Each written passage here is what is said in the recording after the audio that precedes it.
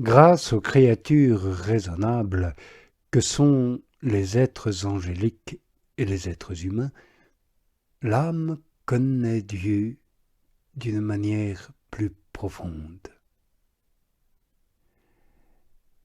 Ces êtres lui montrent son excellence sur toutes les réalités créées, ou bien ils lui donnent des enseignements sur lui. Et ces connaissances sont données intérieurement par de secrètes inspirations sous l'action des anges ou extérieurement par l'intermédiaire des vérités de la Sainte Écriture écrites par des humains sous l'inspiration de l'Esprit Saint. L'âme ajoute donc « Il me raconte de toi mille beautés ». Cela signifie qu'ils me font connaître, Seigneur, les effets merveilleux de ta grâce et de ta miséricorde dans les œuvres de l'incarnation de ton Fils et dans les vérités de foi dont ils m'entretiennent. Or, ils m'en découvrent toujours de nouveau. Mais ils auront beau en parler, on découvrira toujours de nouvelles grâces en toi.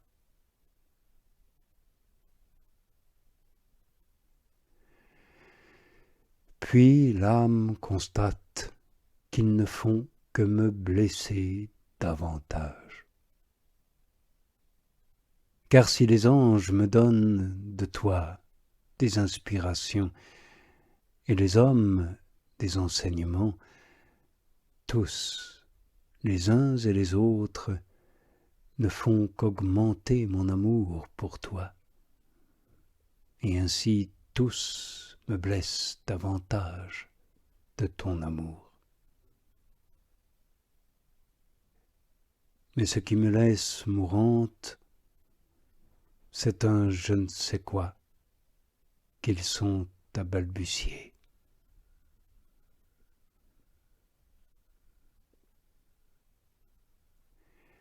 Le sens de ce vers est le suivant. Outre les plaies que me font les créatures par ces mille grâces qu'elles me racontent de toi, il y a encore un je ne sais quoi qui est tel qu'on ne peut le dire. C'est un vestige sublime du passage de Dieu qui se dévoile à l'âme et qui reste à découvrir complètement. C'est une connaissance profonde de Dieu qui est inexprimable. C'est le motif pour lequel on l'appelle un je ne sais quoi.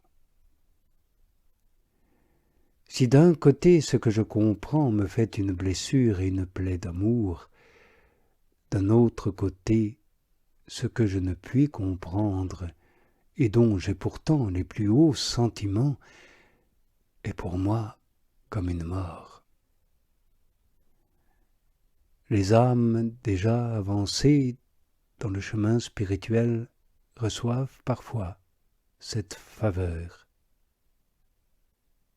Dieu leur accorde la grâce de découvrir dans ce qu'elles entendent, voient ou comprennent, et même quelquefois sans cela, une haute connaissance, où il leur donne à comprendre et à sentir la profondeur et la grandeur de sa nature divine. Aussi ces âmes voient clairement qu'il leur reste à comprendre tout de Dieu. Cette connaissance bien sentie d'une divinité si immense dont on ne peut atteindre les limites est en elle-même une connaissance extrêmement élevée. Aussi, l'une des plus insignes faveurs que Dieu accorde ici-bas d'une manière transitoire à une âme, consiste à lui donner une vue si claire et un sentiment si profond de Dieu qu'elle comprenne avec évidence l'impossibilité où elle est de le connaître et de le sentir tout entier par elle-même ici-bas. Cette perception a quelque ressemblance avec celle des bienheureux dans le ciel.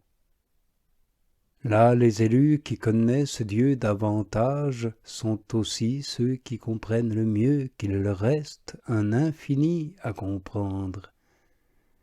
Comme d'un autre côté, ceux qui le connaissent moins sont ceux qui, comprenant moins, ne semblent pas avoir une vue aussi distincte de ce qu'il leur reste à connaître. Cette faveur ne sera bien comprise que de celui qui la connaîtra par expérience.